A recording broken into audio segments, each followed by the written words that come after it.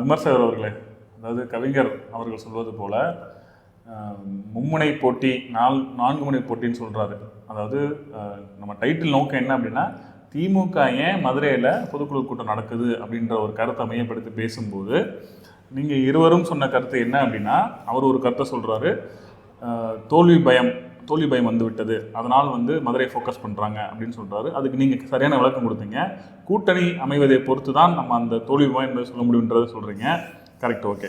அவர் இன்னொரு கருத்தை ஒன்று சொல்கிறாரு, தாவேகா, நாம் தமிழர் கட்சி போன்ற கட்சிகள்லாம் இருக்குது, அதையும் நம்ம கொஞ்சம் கன்சிடர் பண்ணுங்கள் அப்படின்னு பார்க்கும்போது அவர்களும் போட்டியில் உள்ள வந்தார்கள் என்றால் திமுகவிற்கு மிகப்பெரிய ஒரு இடையூறாக இருக்குமா என்பதை நீங்கள் சொல்ல வேண்டும். நீங்கள் எந்த அடிப்படையில் இந்த கேள்வியை கேட்கிறீர்கள் என்பது புரியவில்லை. இருந்தாலும் அமையப்போவது என்பதோ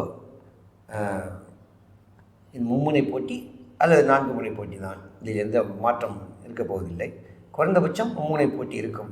மும்முனை போட்டி எப்படி வரும் என்றால், ஒரு பக்கம் திமுக கூட்டணி, இன்னொரு பக்கம் பாஜக அதிமுக கூட்டணி. மூன்றாவது கூட்டணி என்றால் அது ஒருவேளை நாம் தமிழர் கட்சியும் விஜய் அவர்களின் தாவேக கட்சியும் இணைந்து 3வது அணி அமைக்கலாம், அல்லது தனித்தனியாக 3வது அணி 4வது அணியாக கூட அமையலாம்.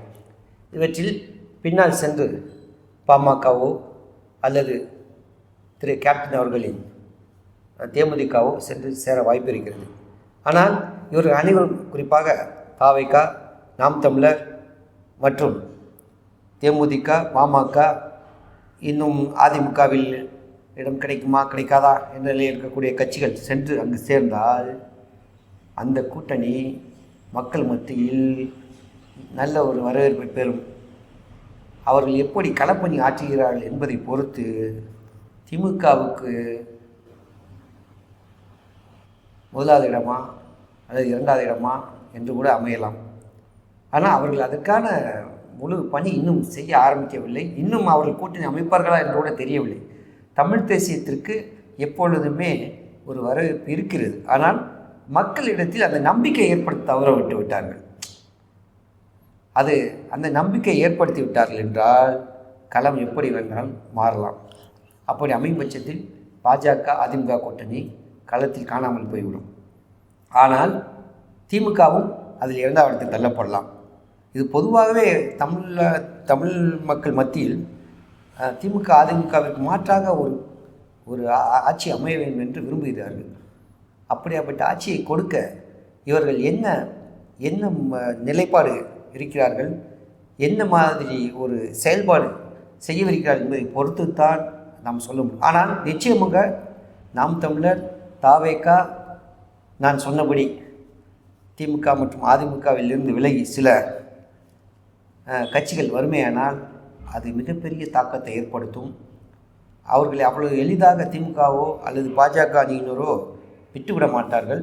இருந்தாலும் மக்கள் மத்தியில் அவர்கள் சென்று களமாடினால் நிச்சயமாக வெற்றி பெற முடியும். குறிப்பாக நாம் தமிழர் கட்சியின் தலைவர் திரு சீமான் அவர்கள் ஒரு நல்ல பிரச்சார பேரணி, அவரை முன்னிலைப்படுத்தி தமிழ்நாடு எங்கும் தொடர்ந்து இப்பொழுது ஆரம்பித்து அவர்கள் நிறைய மாநாடுகள் மற்றும் சிறு சிறு போராட்டங்கள் என்று எடுத்து செல்வார்கள் என்றால் நிச்சயமாக இது தமிழ்நாட்டிற்கான ஒரு மாற்றமாகத்தான் அமையும்.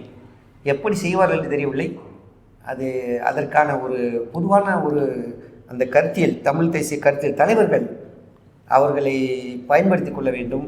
திரு சீமான் அவர்களாகட்டும் தனியாக களமாடி பெரிதாக ஒன்றும் சாதிக்கப் போவதில்லை.